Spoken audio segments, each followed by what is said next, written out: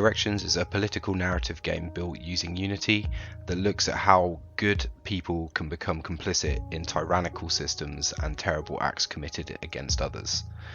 The game is heavily inspired by the quote, "The only thing necessary for the triumph of evil is for good men to do nothing." The game starts with an informative tutorial for the player, making them aware of the various gameplay elements that they would be interacting with.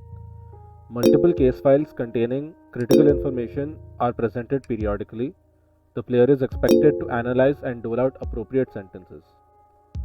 The overarching narrative of the game world is presented to the player via the newsfeed, while the emails are used to inform the player of the effects of these narrative events on either their work or the lives of those dear to them. Finally, the periodic performance review helps reinforce the player with the necessity and urgency to do their job well. We wanted to see if we could get the player to become complicit in contextually terrible actions through mundane interactions that are slowly subverted into something hideous through the repetitive actions of the player. This takes the form of sentencing criminal cases. By changing the meaning of those actions over time, we create a scenario where the player is doing what they are meant to be doing within the game, but what they are doing becomes morally wrong. Giving the player agency over whether they choose to succeed in being good at the game but morally wrong, or fail at the game but be morally correct, we engineer a situation that is unwinnable to participate in, much like regular people working in totalitarian systems. The game world is loosely based on the United Kingdom a few years in the future, a world where the party in power transitions the country into a totalitarian regime.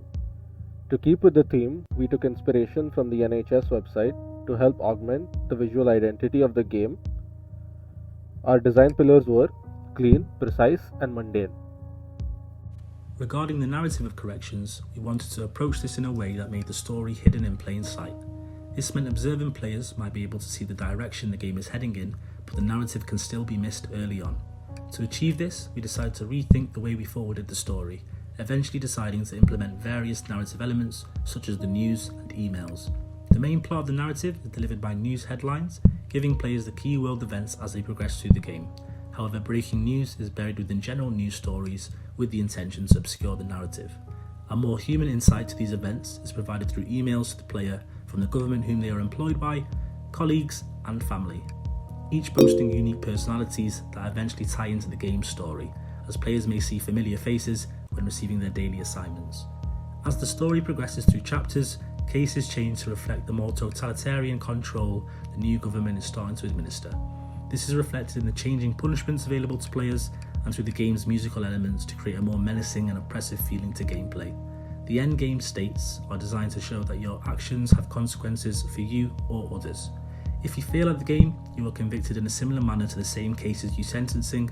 If you succeed at the game, you are convicted of crimes against humanity over you partly enforcing the system.